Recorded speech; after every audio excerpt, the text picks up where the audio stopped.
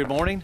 Sorry for the delay in getting started this morning. We had votes called just as we were about 5 minutes before the hearing was to occur. So thank you all for your patience this morning. And we're probably going to have votes called another hour and a half. It just depends on how long the debate actually goes. So what I'm going to do, I'm going to try to hold to the 5-minute rule pretty steadily. I try to generally, but if you're sometimes people in the middle of an explanation, I don't want to cut anybody off, but we'll try to adhere to the 5 minutes so we can go through as many questions as possible and many members as possible. But I want to welcome all of you to the hearing today. It's good to have all of you here. Pleased to begin review of the FY17 budget request from the agencies of USDA's Marketing and Regulatory Program Mission Area, and I'd like to welcome to the subcommittee Mr. Ed Avalos, USDA's Undersecretary for Marketing and Regulatory Programs. Also today, Mr. Kevin Shea, Administrator for the Animal and Plant Health Inspection Service, or better known as APHIS. Miss Elanor Starmer, Acting Administrator for the Agriculture Marketing Services, and your first time here before us, and welcome, glad to have you here. And Mr. Larry Mitchell, Administrator for the Grain Inspection Packers and Stockyards Administration, or better known as GIPSA, and Mr. Mike Young, USDA's Budget Director. So to all of you, welcome. I've emphasized in previous hearings that really there's 4 goals that we have for this subcommittee, and let me just briefly go through those. First, of course, is increasing oversight, efficiency, and the need for effective outcomes. Second is keeping rural America vibrant. Third, supporting American farmers and ranchers. And fourth, protecting the health of people, plants, and animals.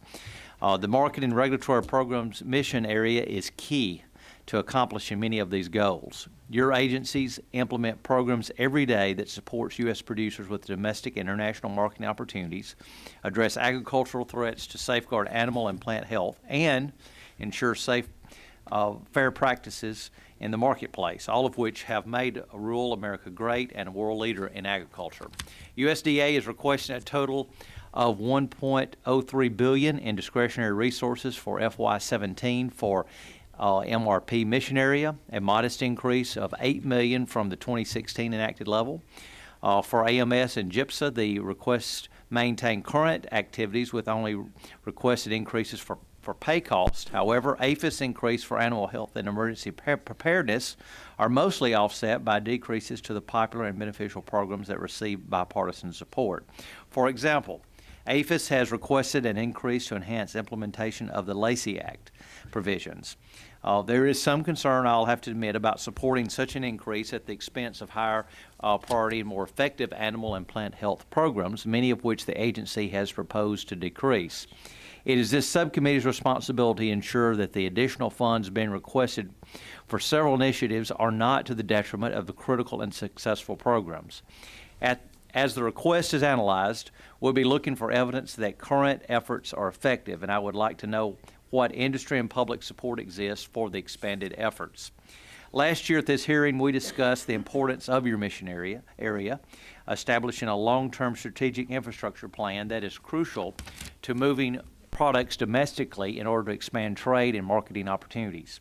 USDA has been reacting to market disruptions like those at the ports and railways instead of having a proactive plan in place. For FY16, Agricultural Appropriations explanatory statement directed USDA to develop an infrastructure plan that will benefit American producers, and we look forward to receiving that report. In recent years, we have provided additional funding for APHIS to address significant agricultural threats, and just let me add, we're very appreciative of your work with the private sector to address citrus greening and other threats to plant and animal health, such as the highly pathogenic avian influenza. As you know, in the 4th District that I represent, we have quite a few poultry producers, and the Alabama poultry industry employs over 85,000 people and generates about $15 billion annually. In the event of an avian influenza outbreak in the northern part of the state of Alabama, our folks could face billions of dollars in losses. That's why I greatly appreciate APHIS working with its partners in the public and the private sector to prevent, control, and eradicate this disease. I know all of us will appreciate hearing more from you on the lessons that APHIS has learned in combating this disease and how the request supports your efforts as we move forward. Today and in the coming months, we expect to have an ongoing dialogue with your agencies in order to develop a fair and responsible budget for the next fiscal year. We will have tough allocation decisions to make, and again, I want to be sure that we maintain funding at the most critical and the most successful programs. So at that point, or at this point, let me recognize Mr. Farr, Ranking Member, for any opening remarks that he may have. Well, thank you very much, Mr. Chairman. Thank you for convening the meeting today, and I look forward to our discussion, and thank all of you for coming to this hearing. Many of you may know that I'm retiring at the end of this year, and a lot of these are my last ag appropriation hearings, so I kind of very reflective on lessons that I've learned and issues that I've taken up. And as I look back on subjects that I cared a lot about, I came here from the California State Legislature, where I created the first organic standards law in the nation, which Senator Leahy and Senator Cranston offered as the federal. They used our bill as the model, and then came back here, and frankly, was this committee, Mr. Chairman, we told Secretary Glickman at the time, because he hadn't adopted the rules some eight years later, that if he didn't adopt the rules, we were going to remove his salary from the budget. So we got the federal rules adopted. What's amazing is just see what's happened with that industry. It's, you know, a multi-million-dollar industry nationwide. But I think that as it emerged, it's new, and it essentially had to carry its own kind of cost of enforcement and certification. But I think as they move into major effort, and you know, in agriculture, it's the fastest growing economic engine in agriculture is the organic sales. But I think these producers need to be provided the support as traditional commodity crops and others have gone. Research, things like that, and as a sort of a new law, a new industry. In most cases, in flat funding, you got to rob Peter to pay Paul. But I think that there's so much savings coming out of less inputs for producers that they can make the savings on those, and we ought to transfer some of those savings into providing the support that organic's going to need. And then over my tenure, certainly learned a lot about what we call specialty crops. I think when I arrived here, we called them minor crops. Congressman Valadeo certainly knows about specialty crops, because that's sort of California. We grow over 400 crops in California. I think we grow 40 crops that no other state grows. All the almonds come from California, all the pistachios come from California. And in my district, most of the strawberries in this country come from my district. And that's about $2.5 billion. Over 1/3 of the country's vegetables, 2/3 of the country's fruits are grown in California. So again, this is relatively going from a minor crop where we were trying to decide, well, will we help them out with pesticide reduction and alternative uses to things like methyl bromide and things like that. The research is necessary, and I hope that this industry will get similar help those afforded the large commodities. On animal rights issues, in the California legislature, banned the puppy mills and buying and selling animals from puppy mills in California. We even required, I was thinking the other day, that all these animals you see performing in movies now, dogs driving cars. In California, we created a retirement account, just like other actors and performers get, so that when they get too old, there's a benefit to put them into a retirement home for performing animals. We created the first Red Wings horse retirement farm for people that bought horses that had been sold for slaughter and things like that, where they actually would buy them and then put them in a pasture where they could retire. We banned horses from being hauled to slaughter on cattle trucks, which were built for cows that don't have long necks. And so the list goes on, and I've certainly been interested in the humane treatment of animals at the federal level. And I was with a Republican, we tried to ban the performing elephants, and we had quite a hearing with a lot of these movie stars, and the bill never got out of committee. But last year, Barnum and Bailey decided not to use elephants anymore in circuses, and I think that's sort of a lot of the issues that we brought up here, they paid attention to. And now we're kind of in a new era. I represent probably 25 or 30 marine research entities, both public and private, around Monterey Bay. And I think what we're looking at is the new marine mammal rules.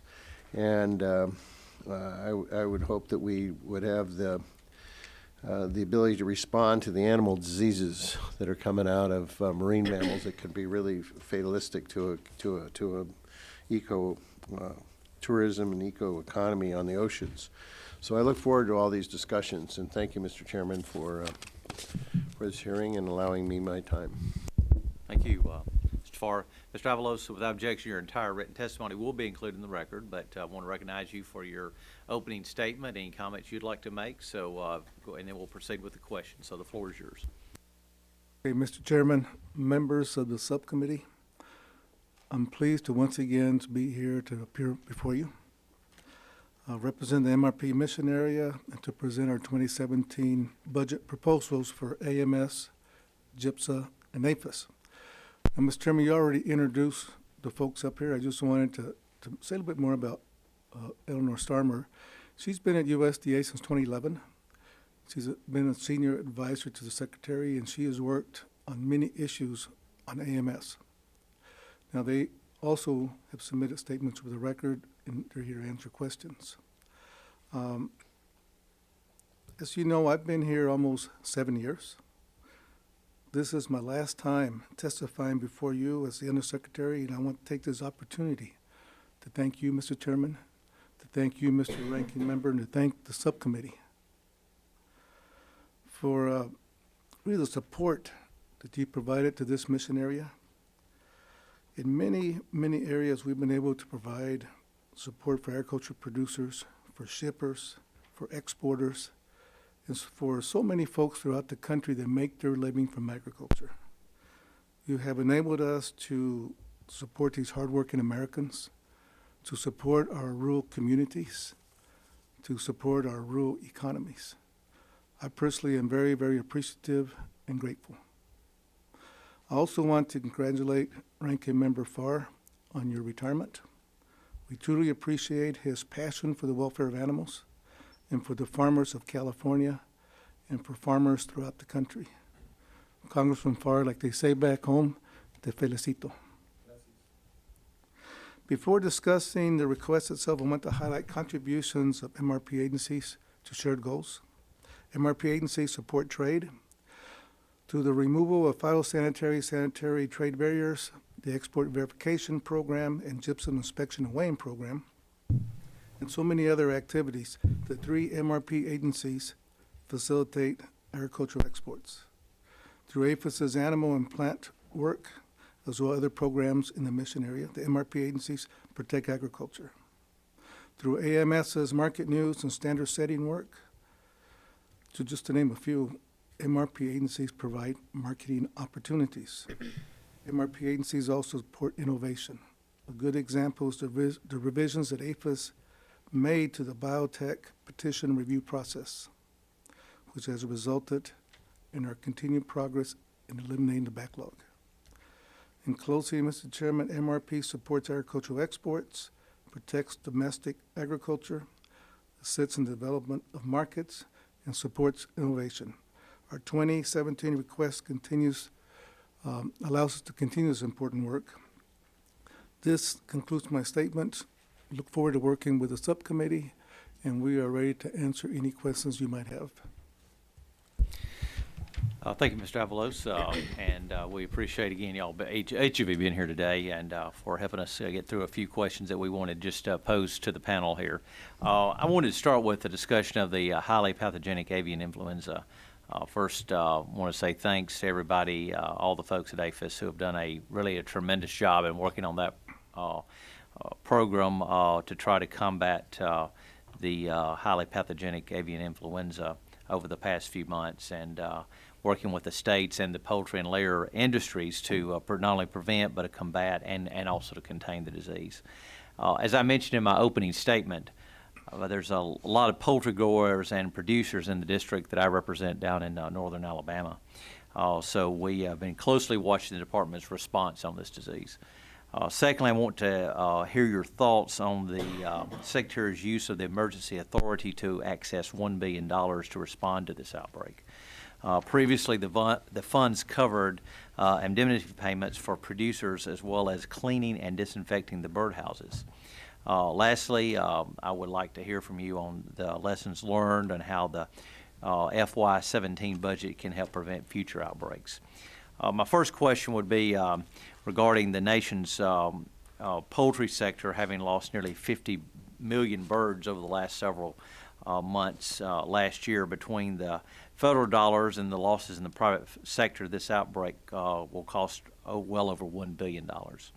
What could USDA have done differently to either identify the virus or contain the virus earlier as the process started? Mr. Chairman, as you mentioned, this was a devastating outbreak. Under the direction of Mr. Shea and his people at APHIS, we were able to rapidly address what I would call the worst animal disease outbreak in the history of our country. I'm going to ask Mr. Shea to talk a little bit about the lessons learned, talk about his emergency response plan, and other work that's being done at APHIS to address high-path avian influenza. Thank you, Mr. Avalos. Mr. Chairman, there are a number of lessons we learned. Probably the most important lesson is that we and the industry need to really do a better job with biosecurity. The level of biosecurity in the poultry industry was good, but it was good for an ordinary time, not good for a time of an extraordinary disease like high-path avian influenza. So we really need to do a better job with biosecurity. We need to be able to respond faster and with more people. And indeed, that is one of the primary increases we're asking for in our budget this year, is to add as many as 80 first responders. If we could have had more trained veterinarians and animal health technicians on the ground faster, I think we would have had a better outcome or a quicker outcome. We also learned that we need to rapidly depopulate poultry houses when they become infected. The longer that poultry houses sit there infected, the level of infection rises, can spread easily. So we really need to depopulate quickly.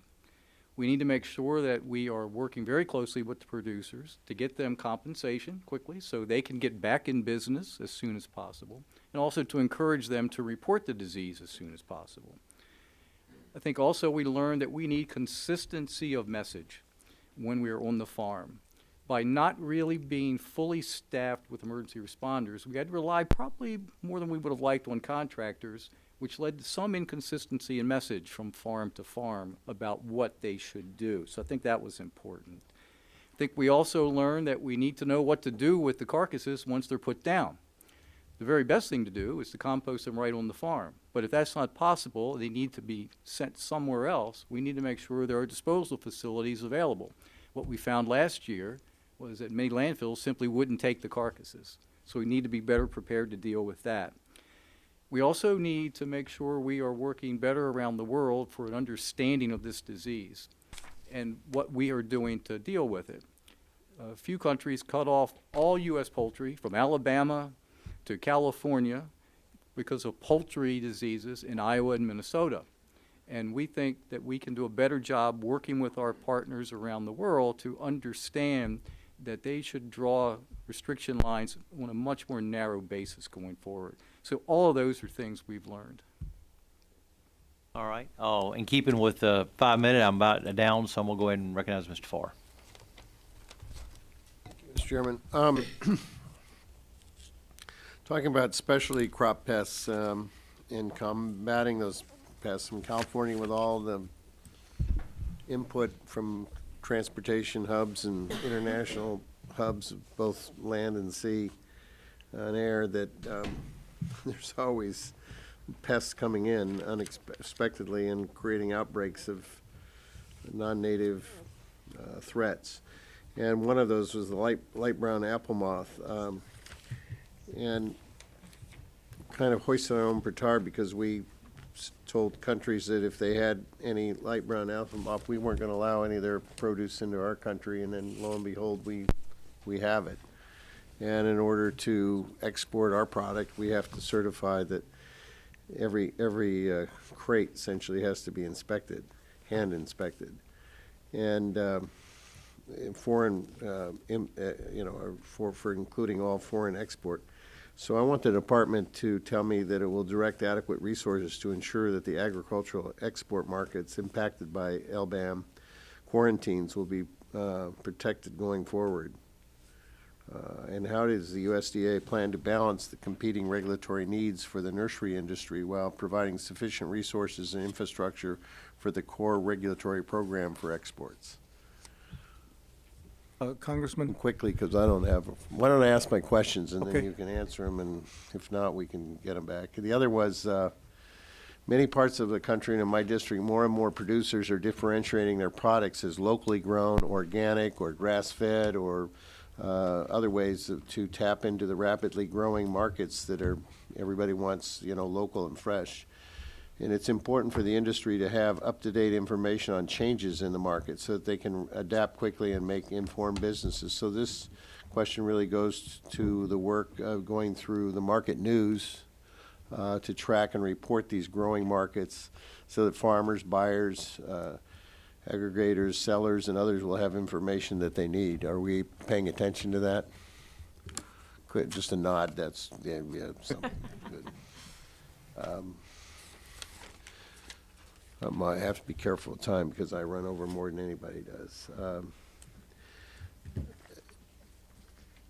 The National Organic Program is charged with regulating and enforcing organic regulations as well as ensuring that they evolve to keep pace with consumer expectations asked for small increase, and expectations asked for a small increase. As the organic sector grows, the job of NOP grows. Does the small request for the increase in NOP keep pace with what's happening with the farm, ranch, and consumer needs in organic? There's so many time left. The other question I have is, this is one that I'm really kind of ticked that I never can get hard answer for, and it has to do with the organic aquaculture rule. So many people in our area are interested in organic aquaculture. Certainly, we can't just keep hauling everything out of the wild ocean and expect it to be sustainable. We've got to start shifting and growing our fish and shellfish in an organic way in aquaculture. And I know that the USDA has got the proposed rule to OMB last August. They were supposed to have 90 days to review it. And it's really held up. And I understand it's held up by NOAA now, but it's your rule, so who takes the lead to get it out of NOAA and get it adopted? And that's the last question I'll ask for this round. hey, Congressman, just to save time, I know how important this aquaculture rule is, and I'm going to give it to Ms. Starmer. She's also going to answer your NOP question. And market news, I just wanted to put a plug in for market news because it is so important to large and small producers, so important to other stakeholders. We understand that. So I won't take up any more time, and I'm going to let Elanor talk a little bit about some of the other things that we're doing to address market news and local and regional. Got about a minute. Yes, thank you, Congressman. Market news, as you know, provides critical information for the industry that can impact billions of dollars of trades each year. And we have worked very hard to ensure that that program innovates with new needs in the marketplace. So we now have over 270 organic price reporting programs through market news. We've developed a market news program for local food prices, which includes farmers markets, farm-to-school activities, and food hubs. And we have a grass-fed beef market news price reporting service, as well as one for non-GMO products. So How are this we is- doing on creating that grass-fed as an organic meat? Because we have, that's the process that's so costly to be able to have your slaughter certified and everything, and then keep it identified as organic. A lot of people want to create smaller slaughtering centers, and does the organic news keep that? I mean, the news let her keep that information? It certainly helps provide price transparency across the whole supply chain, yes. But I think this gets to your other question about how we're supporting the organic industry overall.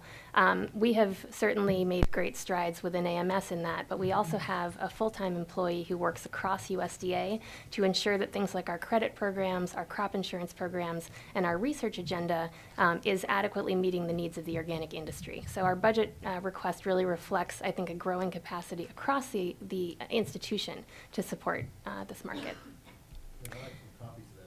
Absolutely. And finally, sir, on aquaculture, we are working very hard to address the questions that we're getting out of OMB. I know they are very complex. We are working diligently on that. Thank you, Mr. Chairman. Welcome to the committee, everyone. Good to see Mr. Young back for a 5th time now, maybe. I want to associate myself with the comments of our chairman and his concerns that he's raised related to threats to the food supply, and he brought up avian issues. In general, I think we all have to be certainly concerned about threats from terrorism. In Kansas, obviously, in Manhattan, they're building the NBAF, National Bio and Agro Defense Facility. So it's an issue that's important in my state. It's important to producers, but it's ultimately going to be important to every American if the food supply gets disrupted. And so I just want to associate myself with those comments, and I'm interested in particular related to vaccines and how that relates to this. And as we know, animal vaccines are critical to protecting Americans' flocks, herds, and pets from domestic foreign animal diseases. What improvements have been made to speed up the approval process for new veterinarian biologics? Congressman, I'm going to ask Mr. Shea to answer. Thank you, Mr. Undersecretary. Yes, we made great progress on veterinary biologics. We entered into a business process improvement process 4 years ago, and we have dramatically reduced the amount of time it takes to get something on the market from the day it's first brought to us for approval. And just this last year, we approved a single claim label, which will also speed up the process, because before, a label would have many claims, which took us much longer to approve for each claim. By just approving the single claim, which is the most important that producers will need, we've dramatically reduced the time. So we're doing great progress. Well, that's great to hear, and that's obviously a bottleneck on the ability to solve this if we don't have the vaccines moving quickly. So I'm glad to hear that. I want to turn your attention to some comments that Secretary Vilsack made when he was before the committee a few weeks ago. I asked him about any new regulations that were coming forward that we ought to be concerned about, or that producers and farmers should be aware about. In the last year of administration, Republican or Democrat, frankly, there's sometimes a flood of last-minute regulations that come forward. And I've had some producers in Kansas raise some concerns about the modifications and regulations in Part 340. And I wondered if you could speak to that. What I hear from my folks is it would represent a significant increase in what could be regulated. USDA authority would no longer be limited in many areas, and I think we all want smart. I think everyone's for smart regulations, just not over regulations that are costly and burdensome. And we have to always remember that the producers that have to implement these regulations, it's expensive for them, and ultimately it hits the cost of groceries for everyone. So we need greater efficiency and new technologies available to farmers, but not to increase the regulatory burden, making it more difficult. And I thought you could speak to how you're balancing that and ensuring that we're keeping that in mind. Congressman, I appreciate your question and your comments, because I can relate to them. We are considering changing the biotech regulations. They haven't been changed and been updated in over 2 decades. I'm going to ask Mr. Shea to tell you a little bit about where we are on this. Sure. It's certainly not our intention to make it more difficult for new technology to get to market. And in fact, some of the possibilities are that we are regulating more things than we need to be regulating now. So that's why we put out a notice of intent to do an environmental impact statement. And the comment period, by the way, has been extended for 75 more days. So there'll be lots of time for folks to comment on this. But we are looking at all possibilities. One would be for us to almost entirely get out of the regulation business. One would be for us to do nothing different at all. And then there is a regulation or option that would have some more regulation. And then there is another option that we think may be the best one, but we need to get comment on this and analyze those comments. And that is to have a method where things that are proven safe, have been approved before, and simply an extension of an earlier approval, that we don't spend a lot of time on those, so we can move more quickly and get those to market. So we certainly understand your concern, share those, and believe me, it's not our concern, it's not our intention to make the process more difficult, but rather streamline it as we go forward. Appreciate your comments. Lastly, in looking at the proposed budget for GIPSA, I noticed there's a proposition to remove the cap on user fees that your agency is allowed to collect. Given the current budgetary constraints felt by everyone, I'd like to hear the justification for increasing these fees, and if we're taking into account the impact on the producers. Congressman, I'm going to ask Mr. Mitchell to answer your question. Mr. Mitchell? Be glad to, Congressman. The cap is on using our user fee account. That cap is there whether we're having a good year or a bad year on our exports. So there are some years where we have a very high level of grain exports. We bring in the revenue from the user fees, but we are capped on how much of those fees we may utilize to ensure we have the proper staff in place. As a provision of the Reauthorization Act of last September, we now have a system that will be in place that requires us to adjust our user fees each year so that we carry a window of between 3 and 6 months reserve in that account. And so we should be able to deal with things a little bit better. Now, like I say, in a strong year such as last year, we had record grain exports. It got pretty thin at times on how we could make sure we had the proper people in the proper place at the right time. But with this new 3 to 6 month cap or calculation on what the user fees will actually be, I think that is an additional place where we will keep this as inexpensive as possible. We're currently doing the entire service for exporting grain. It's weighed and inspected, almost everything that goes out of this country. It's well under a penny a bushel is the total cost. That's a pretty good bargain for producers who deal with risk mitigation in many, many levels. It's probably one of the least expensive places that they're allowed to buy that risk mitigation to ensure that our overseas buyers continue to buy from us and that our grain exports continue. Ms. Pingree. Thank you very much, Mr. Chair. Thank you, everyone, for being here today and for the work you do. And I'll just throw a couple of quick questions out in the interest of time. First, for Ms. Starmer, thank you. And I appreciated the ranking member's questions. And I think I got my first question answered, but maybe if you're going to follow up with him, I'd be interested in some of the same things about the local food data. I know that's a relatively new expansion, and I'm interested in how you go about collecting the data. And I'd like to see some of the results. I know you said you were already doing it. And just anything about how you're moving forward in expanding your capacity to, because that's got to be one of the trickier things, to get the right kind of data.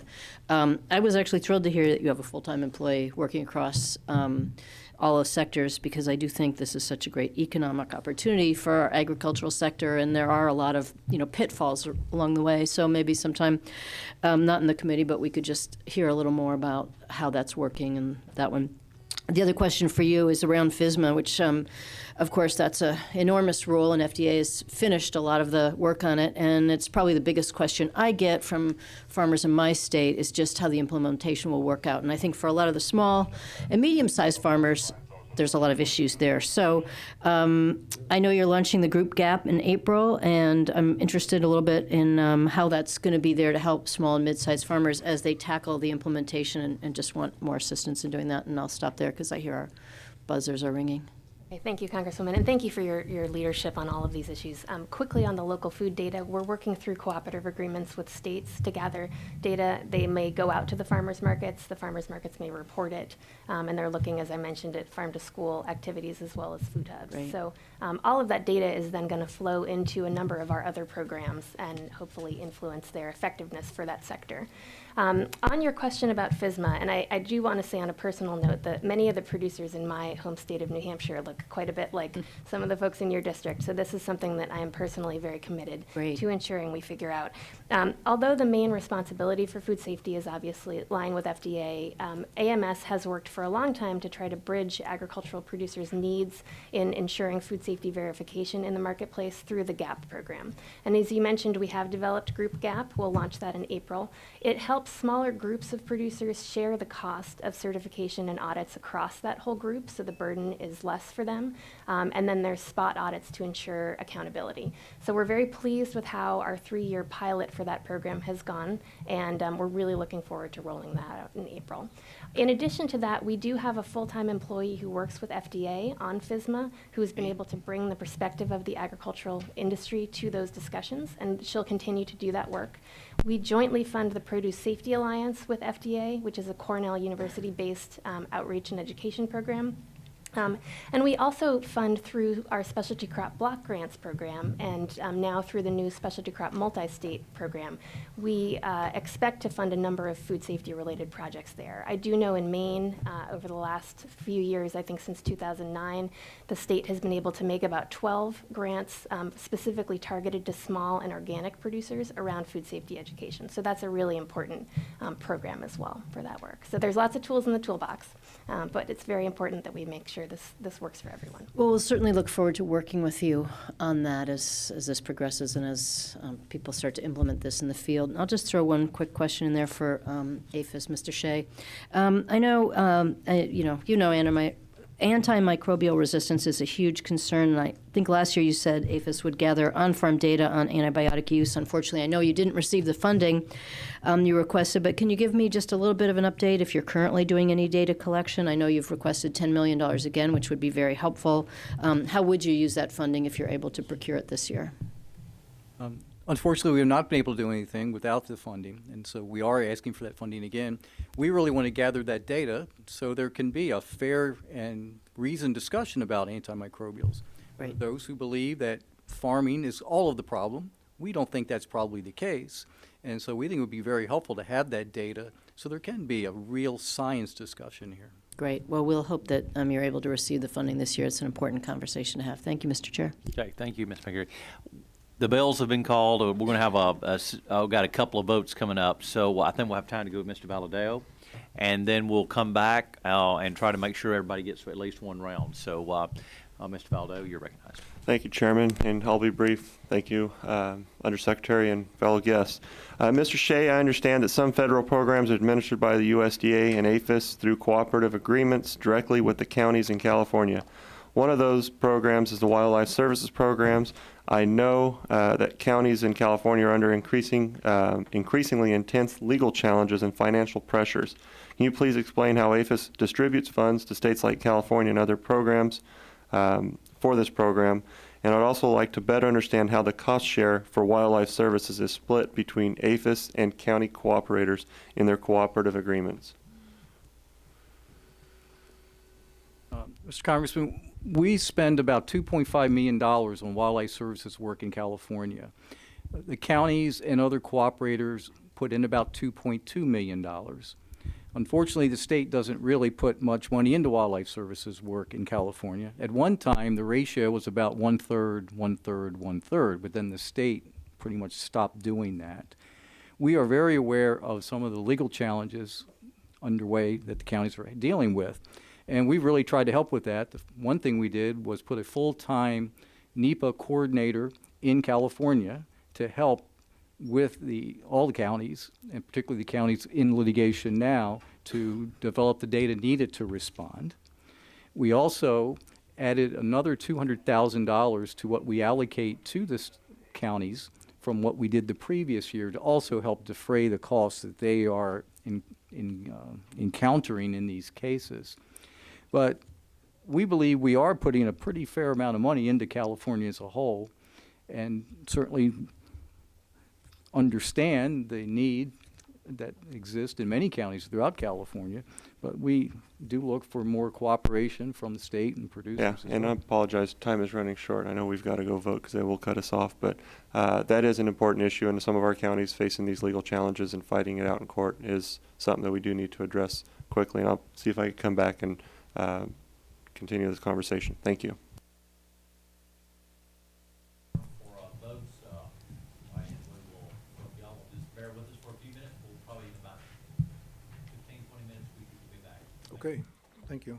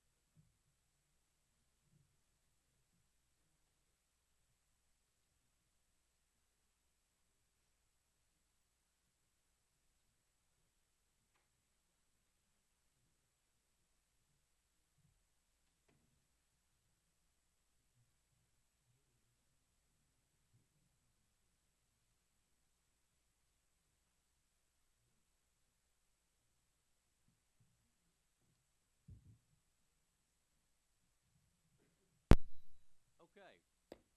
Subcommittee come back to order. We'll recognize now Mr. Law. Thank you very much, Mr. Chairman. Welcome to everyone here today. Mr. Avalos, the USDA Office of Inspector General, they issued a report, and it was entitled AMS Procurement and Inspection of Fruits and Vegetables, in which it found fault with the agency's track record on closing out contracts and for not tracing back the source of the produce it was purchasing to ensure that it was from domestic sources. As you know, the Sacramento Bee revealed that some school districts in California were purchasing canned peaches from China in violation of the Buy America requirements for the National School Lunch Program. But as part of the 2017 USDA budget submission, the administration is recommending the elimination of Section 730 of the 2016 Omnibus that would prohibit the purchase of poultry products from China for the various nutrition programs USDA administers, because there is already a Buy America provision for food purchased by USDA. In light of the agency's track record on closing out contracts and tracing back the source of food purchases, tell me why we should drop that provision in future appropriations bills. Congresswoman, first I want to applaud your efforts to promote America. Thank you. Promote American products. It is so important to our rural communities, so important to our farmers and ranchers. But to answer your question, I might ask our administrator to answer. Okay. Thank you, Congresswoman, and thank you for your leadership on these issues. We did appreciate the OIG report and the recommendations that it put forth. We do have a timeline for addressing those, and we're ahead of schedule on all of them. They raised procedural and documentation issues, nothing that raised any concerns about food safety or other issues of nonconformance. And I can say that we are required by statute to purchase 100% domestic products. So even if the general provision were removed, that would not affect our purchase of 100% domestic. That's governed by a separate part of the statute. But as to that point, let me just say that's correct. But the majority of the food used in the National School Lunch Program and the School Breakfast Program does not come from USDA commodities. It comes instead from private vendors. Under the USDA regulations, the vendors must use only 51% domestic ingredients, meaning that items like chicken burritos or chicken soup may contain Chinese processed chicken at up to 49% of the finished product. Moreover, under the school lunch, school breakfast program, the 51% rule may be waived entirely if bids reveal that a domestic product costs significantly more than a foreign product. And there is no 51% requirement at all in the child and adult care food program or the summer food safety food service program. So that while that is there, the fact of the matter is that it is, quite frankly, it's meaningless. There's so many ways in which to avoid purchasing American products for, and this Section 730 was all about prohibiting the purchase of poultry products from the People's Republic of China, a country that doesn't have exactly a stellar record on food safety. So there was agreement that we would do this. Now, to remove that while it is in the omnibus bill seems to me that why are we trying to do that when We both have a situation of canned fruit from China, and we have a law now that is, you can drive a Mack truck through it.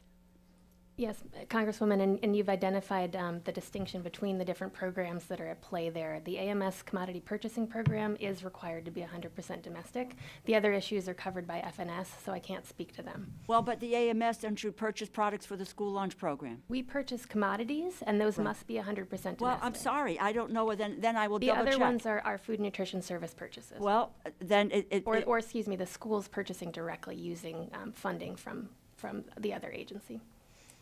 So our commodity purchases for school lunches are governed by statute that requires them to be 100% domestic. Well, what I would just say is I don't see then, while you're trying to do what has been asked of you with regard to the canned fruit, incidentally from China as well, I might add, there seems to be a great interest in purchasing products from China overall. When we know what the safety record has been on those, and we know that we have no ability whatsoever to oversee what is happening in China when they process chicken. We don't know at what goes into what. We don't know at what temperature it's done. We have none of that information because we are not overseeing that process. So it would seem to me that Section 730 would be a safeguard and that it ought to stay there. And I think you understand that and especially when we just put it in the omnibus, overwhelmingly budget deal, budget agreement, et cetera. And now it's the administration that wants to pull that piece out. I find that very, very troubling, and you can be sure that I will do my best to keep us from turning this around for the safety of the product that we feed our kids in a school lunch program or in a school breakfast program. Thank you, Mr. Chairman. Mr. Rooney. Thank you, Mr. Chairman. Good to see you all. I wanted to talk about citrus funding today. The FY17 budget cuts funding the Citrus Health Response Program, or CHIRP, by adjusting the federal cost share rate from 94% to 80%. Your budget requests an overall decrease to the specialty crop pest program, including a reduction of $7.2 million to the CHIRP program. I understand USDA has a lot of factors to consider when determining what the federal portion of that tab is going to be.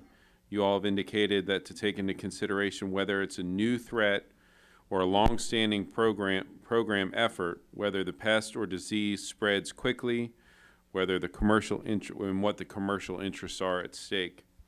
I would argue that the current HLB challenge more than addresses these qualifications. The President's budget request reduces the federal cost rate again from 94 to 80%. This might not seem that much, but at this critical time, we need all the help that we can get. Last year, you indicated that USDA had not conducted an analysis to determine whether or not state and local entities would be able to increase their portion of the cost share. And I don't need to remind you of the important stake agriculture has to our economy in Florida, and the fears of how deeply and aggressively dropping citrus production will impact our state. We have shown that we do have skin in the game in Florida, but the industry is getting to the point where it can't support a lot of the systems it used to rely on. A very prominent group of companies involved with the citrus industry recently suggested that our State Department of Citrus that they need to reduce their budget by 70%. Quote, "The impact of citrus greening has been overwhelming and unprecedented, and it is not an exaggeration to state that we are in our struggle for our very survival," the letter said. "This challenge has dictated a need to change and adapt, and the undersigned believe that the industry makes a dramatic change. It's prudent to consider significant modifications to the Department of Citrus to adapt the crisis and give the industry the best chance of survival and rebuild."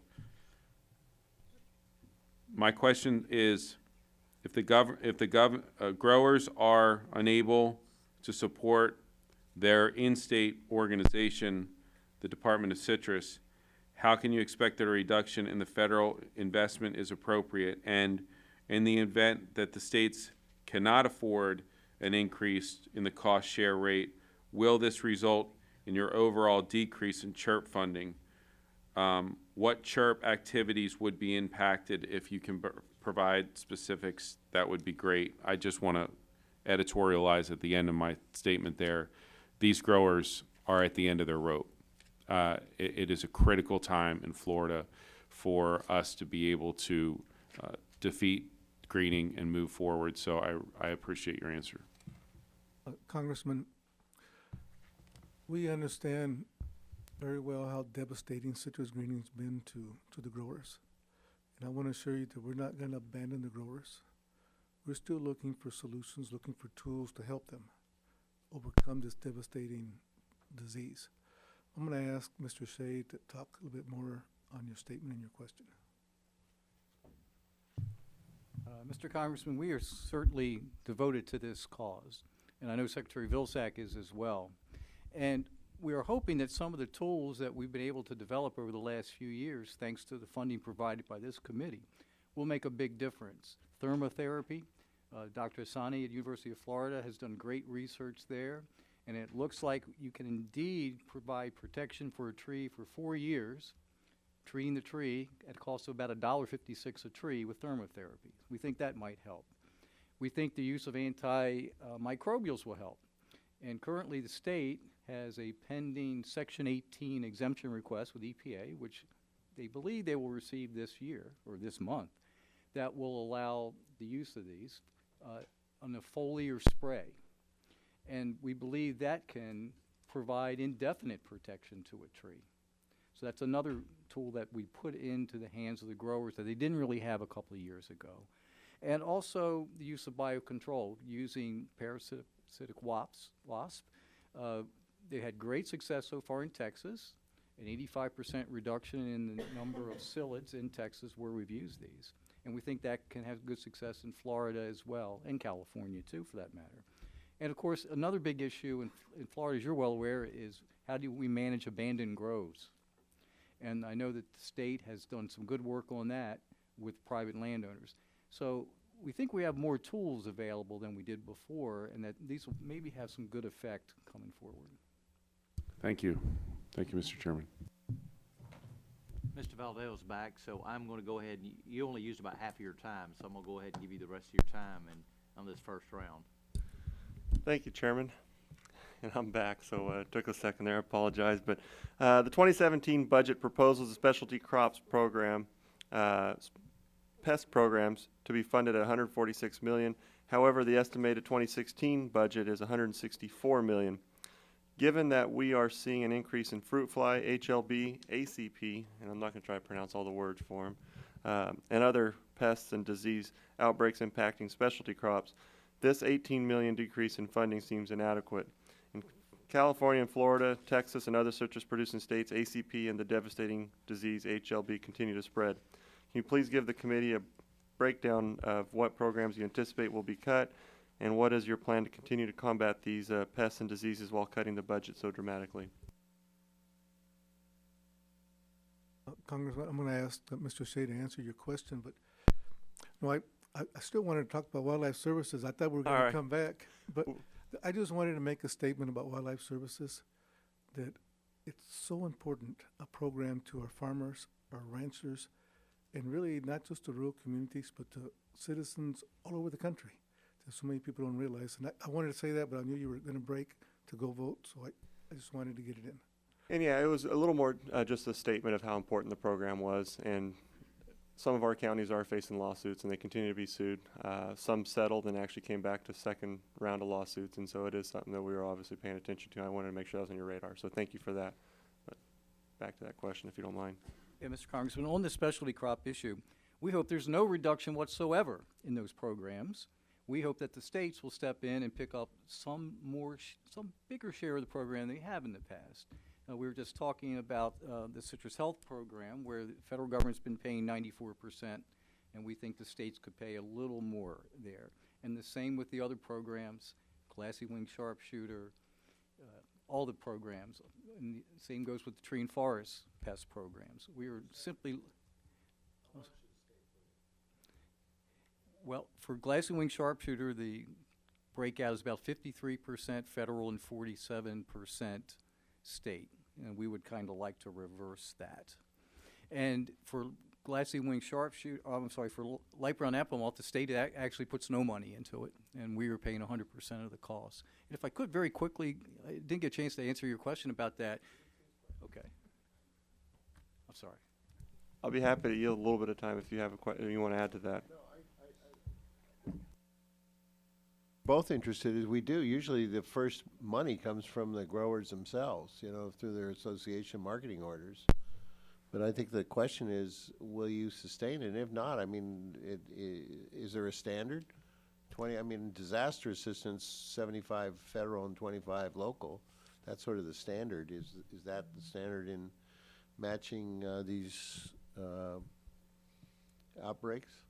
I think that's a good example. In an emergency situation early on, we think a very high federal percentage is appropriate. But for long-term sustained management programs like glassy wing sharpshooter and light brown apple moth, we think that the states should pick up more of the costs than they have been. I might add that producers themselves are picking up quite a bit of the costs. And on light brown apple moth, I just want to give you the firm commitment you asked for earlier. We will not back away from what's needed to keep trade moving. And we also have something in mind that will help the nursery people. And that is getting away from inspecting every plant that leaves and instead treating. And doing that would remove that need, we hope, going forward. I apologize for taking some of the time to answer the light brown apple moth question. No, I'm fine. I think my time is up, so. No, I'm good. Thanks. Thank you, Mr. Chairman.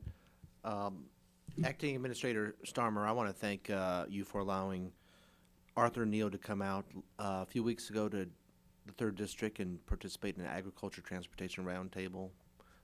He's a great representative for the USDA and the AMS. Two thoughts here. One, pork, the other white meat lawsuit. I hope the USDA is working with the pork producers on this ongoing suit. My understanding is there's a settlement is being discussed, and I'm not sure who within the industry is speaking for the pork industry, but I'm hearing a lot of voices back home that their voices aren't being heard in this, and so I just want to make sure that you're reaching out to the pork producers to be part of the settlement discussions at least. Yes, sir. We to the degree that we are able to, given that there is pending litigation, so we aren't really able to talk about it, but we have certainly worked as hard as we can to bring the parties together on this. Because many within the producers are wondering who is representing them in this settlement, in this lawsuit, and who is speaking for who, because they're not feeling like their voice is heard. Second issue here, and the chairman touched on this, and that's about the avian influenza of the bird flu. In Iowa, it was 31 million chickens, turkeys, backyard flocks. And we had some lessons learned here, and then how do we go forward to address these and put them into action? And one thing that was very concerning to folks on the ground in Iowa, just the lack of communication, and the length of time it took to dispose of birds, the reimbursement process they said was slow. How are you working? Lessons learned. You know, this was one of the biggest viral outbreaks out there in livestock to date that we really know of. How do we go forward with this to streamline the communication and address those lessons that learned and put them into action? What are you doing to help rectify this?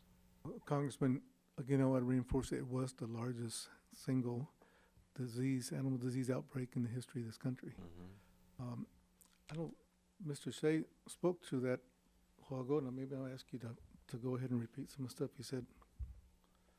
Mr. Congressman, specifically on the things that you mentioned, we have a request to add about 80 emergency responders in the animal health area. If we would have had trained APHIS veterinarians to dispatch and stay on site for the entire time, I think we would have overcome a lot of those communication issues. When we had to rotate people in and out, that led to some inconsistency in message. So if we had the emergency responders in place who could stay there, I think we would have been better off. In terms of compensation, we've streamlined that process already so that we can make the calculation of indemnity based on paperwork that the owners already have rather than do some other kind of inventory later. So I think we made great progress on that as well. And in terms of rapid depopulation, you're absolutely correct. If we could do that within 24 hours, we help that producer get back in business sooner, which is important, but more important, if we can knock that virus load down, there's less virus to spread around. So 24 hours is our standard that we want to apply, and that's certainly a big lesson we learned. One final note, Homeland Security Subcommittee on Emergency Preparedness recently had a hearing on terrorism.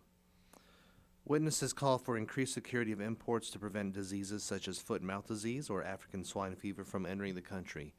Can you talk a little bit about how APHIS determines whether a foreign site visit is warranted?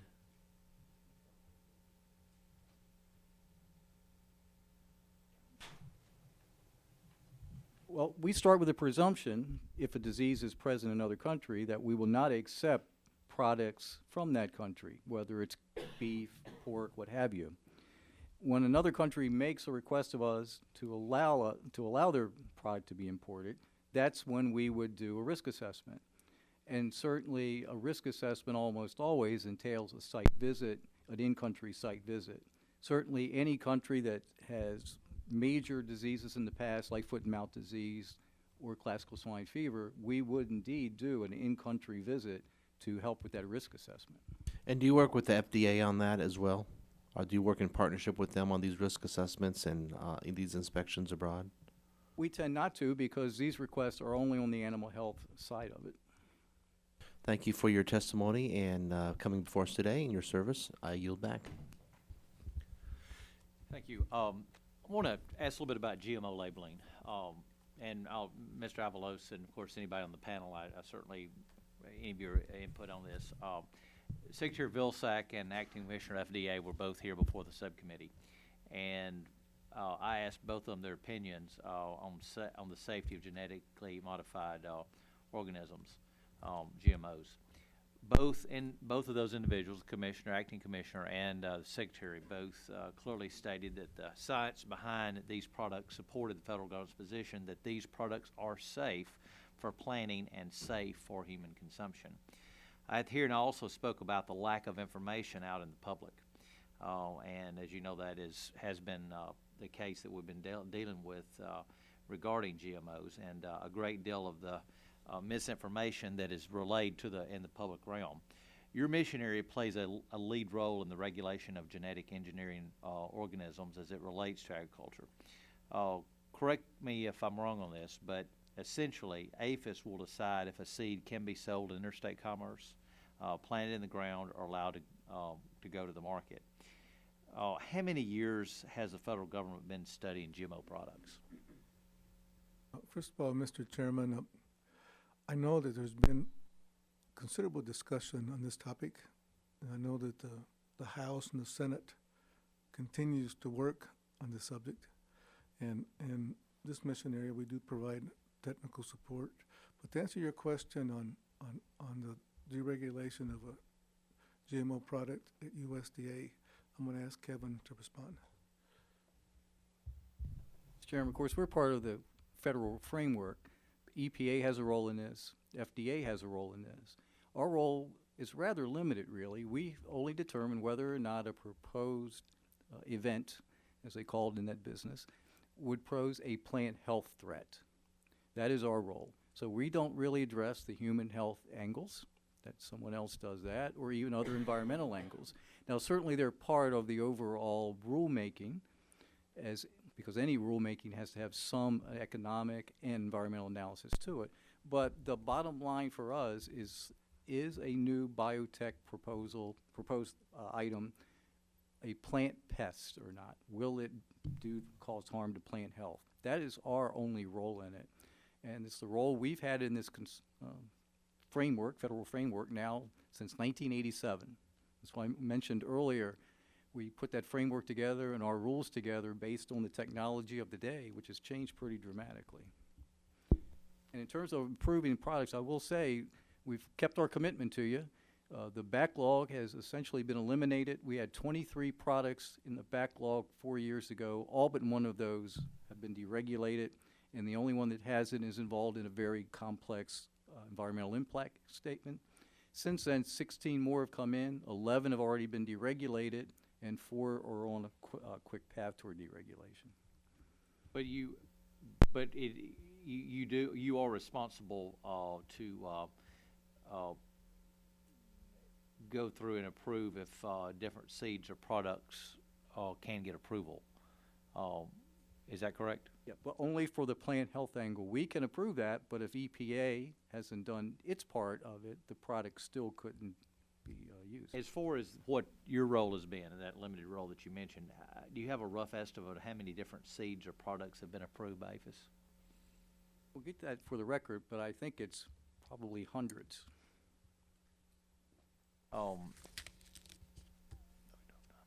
Let me start out. Let me go ahead and ask about one other issue that I'm aware that there's concerns from the organic egg producers about some of the requirements from the National Organic Standards Board have recommended in regards to organic egg production.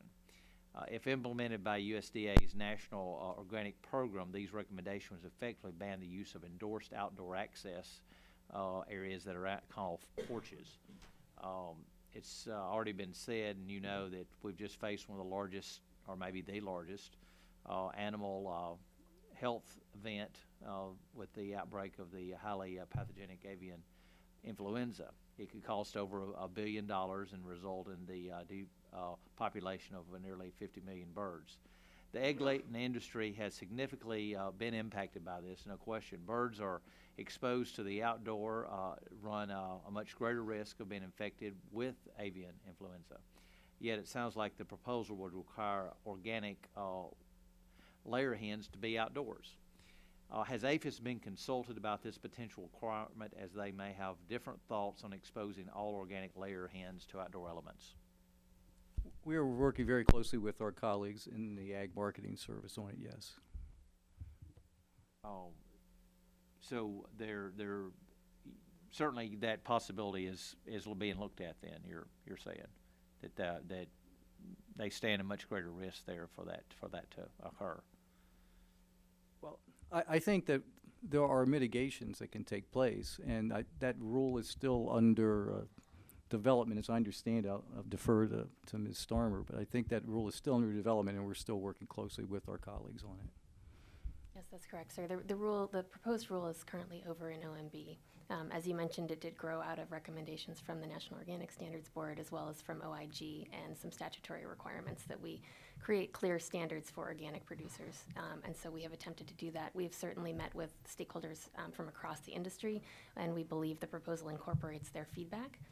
And there will also be ample opportunity for public comment when the proposal comes out. But right now, it is with OMB for review. Yeah. Well, our hope, or my hope, is that as you move forward, you would certainly carefully consider the threat of avian influenza and the devastation that banning porches could bring upon the organic egg layer industry as we move forward. So, Mr. Farr. Well, thank you very much. On the hot seat, you said you're working on the organic agriculture rule, Yes, sir. but I want a hard answer because everybody's been working on it for a long time. Yes, I have, in my limited amount of time here in the agency, I've learned about the rule as well as about how important it is to you, sir. So I appreciate that. Now, when? I cannot give you a firm time frame. It is with OMB. As I mentioned, we do continue to receive questions that we are working to respond to as expeditiously as possible. Tell me what some of that is, because I understood that they sort of flipped it over to NOAA. Well, there is an interagency review process that happens that's standard for this type of process, and so there have been a number of agencies that have reviewed it. I don't think I can go into the specifics given that the rule is still under review, but I can say that we're working as quickly as we can to address those questions so that we can move it forward. Well, it was submitted in August, so. That's right, sir. Is there a time frame?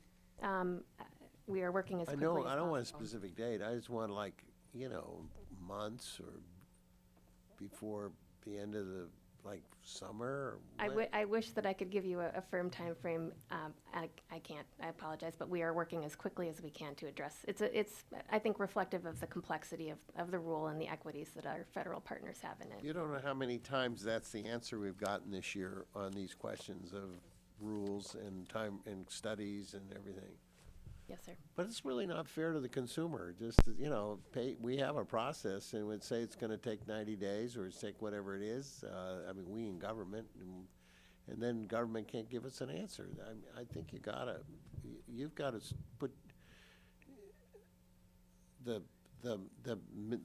time frame that's allowed in law, we've exhausted. So we keep delaying it because we're getting more and more questions. But you've got to take some leadership on this and just jam this thing through. We are doing everything that we can to move it, sir. Well, I'd kind of like to know what those things are. Can you give us a letter or whatever it is, or talk to my staff about it? Absolutely. We get a call a day from our constituents on this. This is how important it is. They worked years putting the proposed suggestions together, and they can't just understand why government doesn't accept their suggestions. They're all professionals that are in the industry. Of course. Yep, we would be happy to follow up with your office. All right, on well, this. let's get it done. Thank you. I've never been able to get a hard answer on that. In 2012, the GAO Horse Welfare Report made some recommendations regarding inspections, especially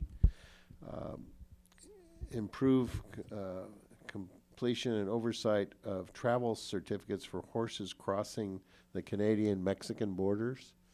My own daughter,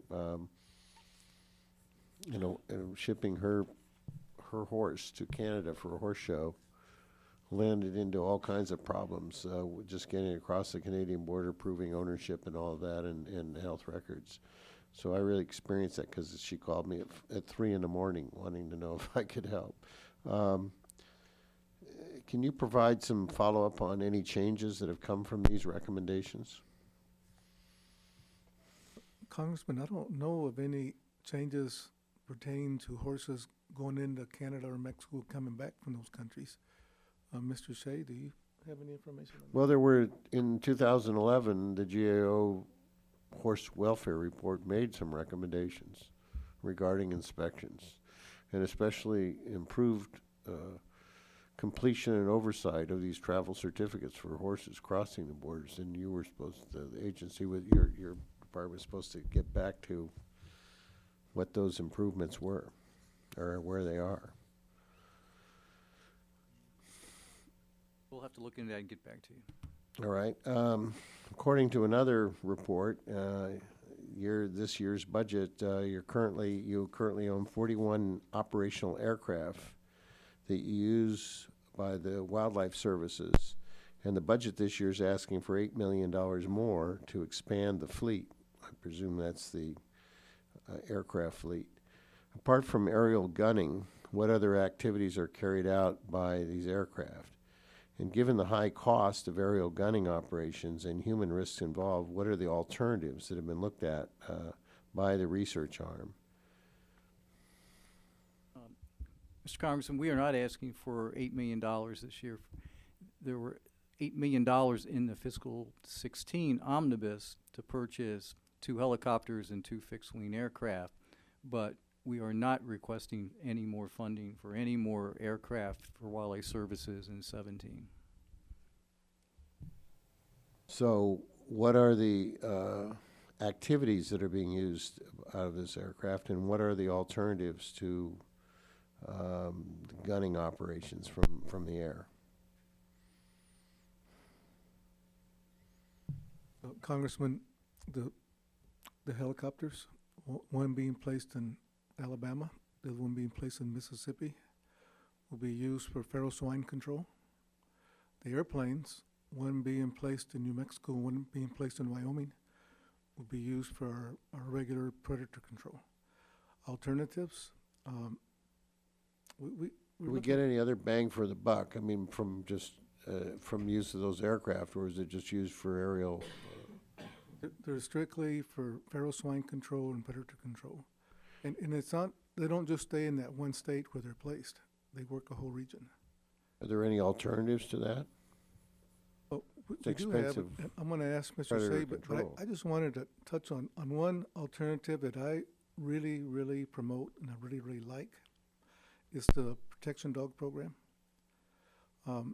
It's an alternative that we use primarily out west, and it's primarily to address the issue with grizzly bears and wolves. And I'll never forget, Congressman, Mr. Chairman, I'll never forget I was in Montana. We had a round table, and there was the leader for the Hutterite colony, and he was complaining about the grizzly bears and the wolves. And then when I brought up the protection dogs, he said, I want to tell you, Mr. Undersecretary, that we really appreciate the protection dogs. So once we got the 3 dogs, our wives, our children could take their afternoon walks without fearing the grizzly bear and the wolf. So I think that the protection dog program has a lot of merit, and I think it's something that can be used in the future as a non-lethal weapon. Well, those are alternatives, and I think that's a good idea. Is there any money in your budget for that? Certainly cheaper than helicopters. Yeah, we're certainly pursuing non-lethal methods, and in fact, what we've begun the last year is having non-lethal workshops where we bring producers in to inform them about new methods. And in fact, we're even working with the Natural Resources Defense Council, which is not a fan of wildlife services generally speaking, on some projects out west as well. So we are pursuing those. We are developing non-lethal methods through our methods development program in wildlife services. So we continue to pursue non-lethal methods for sure. Well, I appreciate that, particularly for the compound 1080 livestock production. I know that there's been protracted deaths and unintended non-predators from consumption of 1080. So, Mr. Valdale. time's up. So, biotech is the next one for me. I'm hearing concerns about implementation of USDA's proposed rewrite of the biotech regulations. I understand the 30-day comment period was recently extended another 45 days, and I want to stress how important it is to ensure the department gets this done right. Many groups representing production agriculture asked for the extension because some of the concepts USDA is considering in its proposed alternatives appear to be significantly different from the way USDA has regulated biotech crops in the past. For example, the new terms defined in the NOI would bring under the scope of the USDA regulations on products developed using newer breeding methods, as well as potentially including products like seedless watermelon that have been safely consumed for years, or even breeding methods used in organic production. Can you assure this committee that you will carefully consider the potential negative impacts of any new proposals on the ability of our farmers to produce an adequate and wholesome economic food supply and compete in a world or in a global marketplace? And that's basically a yes or no question. Yes. Thank you. What specific problem with the current regulation are you trying to address? Congressman, you made it easy. Well, I've got follow-ups. What specific problem with the current regulations are you trying to address, and how does your current thinking address this problem, that problem? Further, how will you ensure that it addresses the perceived problems without causing more? That's not a yes or no question. Congressman, I'm going to give that part of your question to Mr. Shea. I think the basic problem we're trying to address is that the regulations are nearly 30 years old and the technology has changed. So we may very well be putting products through a regulatory process that don't need to be anymore, and there may be some others that we probably should be looking at. So we're trying to get it right for 2016. And it's certainly not our intention to make it more difficult to get these products to market. As I mentioned earlier, we've completely eliminated the backlog that we had been dealing with in deregulation. So we don't want to get into another backlog situation. And that's what we're trying to do, though, is make these regulations current, because we're operating under a 1987 kind of paradigm. All right. And then the budget request for biotechnology regulatory services program for fiscal year 17 is less than a 1% increase. If the USDA intends to complete its update within this administration, does the request for a nominal increase provide any indication about how the USDA is thinking of changing the scope of regulation? Well, I would say that perhaps it indicates that we don't intend to have a massively larger regulatory structure in place. That's not where we see this going. Of course, I hasten to add, there's, as you mentioned, a total of 75-day comment period. We added 45 to the original 30. So we need to hear from everyone. So we haven't made up our minds for sure, but we don't want to be headed toward a greater regulatory structure. All right. So I think the funding that's requested is certainly adequate. And Ms. Starmer, in 2009, you authored a report on produce safety. In the report, you recommended that policymakers must avoid taking a one-size-fits-all approach to produce safety. Recommended practices and record-keeping mechanisms must be adaptable to a range of farms and supply chains. As an employee of AMS, you worked closely with the FDA in developing the FSMA regulations. How would you grade FDA's regulations in terms of providing flexibility for producers in different regions of different sizes and different products? I would say, and thank you for the question, Congressman. In my time as a senior advisor to the Secretary, I was the liaison to FDA from the Office of the Secretary, and we did provide significant technical assistance in the drafting of those rules and now in implementation. I think my point then, and this is still something that I feel very strongly about now, is that it is critical that we have robust food safety standards that everyone is held to. There are going to be different needs depending on the type of operation and the size of that operation. And I think that FDA has done a very good job of being responsive to the range of industry perspectives on this during the rulemaking process, and that the technical assistance opportunities that are available for the industry are reflective of that diversity. So everything from the Produce Safety Alliance, which AMS helps support with FDA, to some of the cooperative agreements that FDA is putting out to provide technical assistance to special groups such as tribal producers and others. We are responsible for ensuring that the produce industry can make these rules work regardless of their size or where they're located. I think my time's up. Thank you. Thank you, Chairman. Thank you. I think Mr. Farr, I may have a couple more questions as we close out. We've seen in situations in the past where administrations have decided to release some controversy or more unpopular regulations in the last few months of the administration that are especially those that are not returning to power. What my question would be focused in, is there any regulations that are a priority within your mission area that may be released before President Obama leaves office? And even if there's no particular plans to release release of regulations, what will be on your agenda for the end of the year? Mr. Chairman, I'm trying to think. The first rule that came to mind is something that's been pending for a long time. It's the scrapie rule to help the sheep industry in this country finally eradicate scrapie and be able to trade with our foreign partners.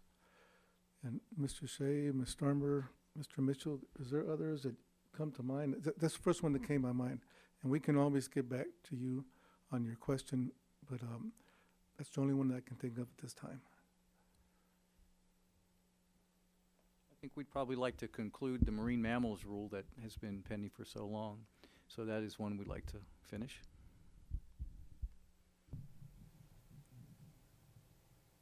Nothing I haven't already said.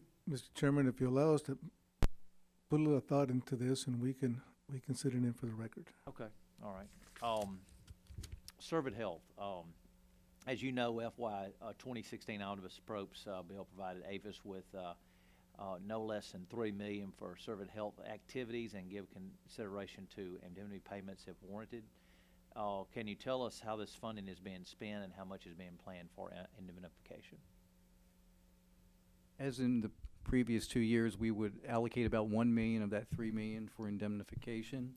We allocate about $200,000 for research into live animal testing, because right now we can't determine whether the animal's diseased until it's dead.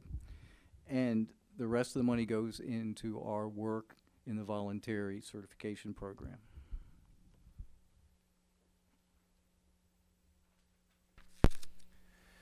Oh, anything else anyone wants to add to that? Regarding GIPSA, as your testimony notes, the budget includes a request to eliminate the limitation on inspection and weighing services. It's my understanding that this limitation has been in place for a number of years. Has the federal grain inspection services had to deny any requests for services under the limitation? I want to ask Mr. Mitchell to answer your question. Yes, sir. We have asked to eliminate the cap on what we can spend out of the user fee funds. One of the main reasons is the recently enacted reauthorization of the U.S. Grain Standards Act requires us to establish a mechanism for determining our user fees on an annual basis to ensure that we have a 3 to 6 month reserve on hand. We believe that, first off, we have cut back a lot of our spending. We've got it to we're very economical on what we're doing, but with this provision that's in the reauthorization, we believe that that mechanism will help us and future administrators deal with this issue better. One of the reasons that we ask to remove the cap is the cap isn't related to appropriated funds. Of course, it's user fee funds. A year like last marketing year, we had record bulk grain exports, grains, oilseeds. That means a lot more activity for us. It means actually a lot more revenue coming in through the user fees, but it also means increased expenses for making sure that job gets done. And we got very close to breaching last year's user fee cap. So I think that we have the mechanism in place to ensure that we continue to do a very efficient job with the funds to keep those user fees as low as we possibly can without the cap. Without the limitation in place, how much funding would be available for grain inspection and weighing activities? For user fees, it would probably still be in that $50 million range. Are you asking, we do get appropriated funds for a couple of other issues dealing with the Federal Grain Inspection Services. That's what you're asking about? Well, just either way, but you're saying 50 million would be in the neighborhood of 50 million? 50 to 55 million is our expectation. It might actually be a little lower this year. Our exports are down a bit from last year. Of course, last year being a record, you usually don't win the Super Bowl every year. So we're spending a little bit less this year, but that is our best estimate at this time. Okay. Mr. Farr. Thank you, Mr. Chairman. I just want to state, I think that the chair is sort of precautionary on rulemaking, but look, we're all hired or elected to do a job up until we're not doing it. So you have to carry out your responsibilities in law to do everything that you're responsible to do, and I don't think you ought to hold back. I mean, we're not lame duck until after November 8th. That's when a new president will be president-elect, and we'll be putting together administration, and we'll know who won the congressional seats. But as long as we're in congressional offices or Senate offices, they ought to be doing their job, and the president ought to nominate people for the appointments that he's constitutionally responsible to do, and Congress should do its job by confirming or rejecting them. But I just, this idea that there's going to be a new administration next year and that we ought to just stop government right now is ridiculous. I wouldn't be here, because why should any member of Congress show up to any meeting or introduce any legislation or have ideas? So I feel very strongly that we're all hired to do our job responsibly, and if it takes making rules to address concerns, then make them. One of the things that the chairman and I are very concerned about is that we directed the ARS to execute an agreement with APHIS within 90 days of enactment to deal with the U.S. Meat and Animal Research Center mark. Of great concern to the subcommittee after the New York Times story of alleged animal mistreatment. And the inspections that were supposed to be consistent with the Animal Welfare Act at each ARS research facility that uses animals in research. That directive was reaffirmed in the conference report that both houses adopted and the President signed. For the benefit of the public and our members, will you give us a status report on this timetable? And I understand you are currently doing pre-compliance inspections of all ARS facilities. Are these just a walkthrough, or can they uncover issues that need to be addressed? And have any issues of concern been found, and if so, what are they? And as a follow-up, because of the information we received, it's really unclear that you in fact do unannounced inspections on all your facilities following the pre-compliance inspections. And we actually got a copy of one of the inspection reports. It's one page, just seems to be a little flimsy on what actually was done. How can we be assured that you're doing your job as requested by Congress? Mr. Congressman, we have entered into that agreement.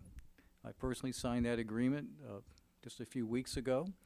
We have done the pre-compliance inspections already at 13 facilities, and we will have completed 21 of the pre-compliance inspections by May 1st. So we're making great progress there, and we'll do them all by the end of the year. But that's the question: is how thorough are these inspections? Are you discovering things, and are they then addressing what you're discovering? Or? Yes, we're addressing this just like we would any other new licensee. We go in, look at the facility, just as we do with private or university facilities, and help them find what violations might exist now and what they need to do to improve. So we've done that already at 13 of the facilities, and we actually are going to begin unannounced inspections at some of those by May 1st. So we're moving expeditiously to do this. I think we've got a really good process in place with my counterpart, Dr. Jacobs-Young in the Ag Research Service. And we will do our inspections just like we do for everybody else. We will post those inspections on the internet just like we do for every other inspection we do. And if there are serious violations found that aren't corrected quickly, then there's commitment from ARS leadership that the local IACUC, which is the Institutional Animal Care and Use Committee, will stop research until those things are fixed. So I think we're in a good place with this. We have great cooperation from the leadership of the Ag Research Service, and I think this program will work well. Are you going to do unannounced inspections at all of your? Yes. Yes. Once we've done the pre-compliance inspections, we'll then go back and start doing unannounced inspections. And those, as you said, are online, then, the findings? Yes, we will post those online. Great, because I think that's going to reestablish some confidence in our government responsibilities. I appreciate that. Thank you for taking off. We're about to get you the answers for our rulemaking. We'll find out when the unannounced Chairman, I have no further questions, and we're breaking for 10 days, and so have a nice break.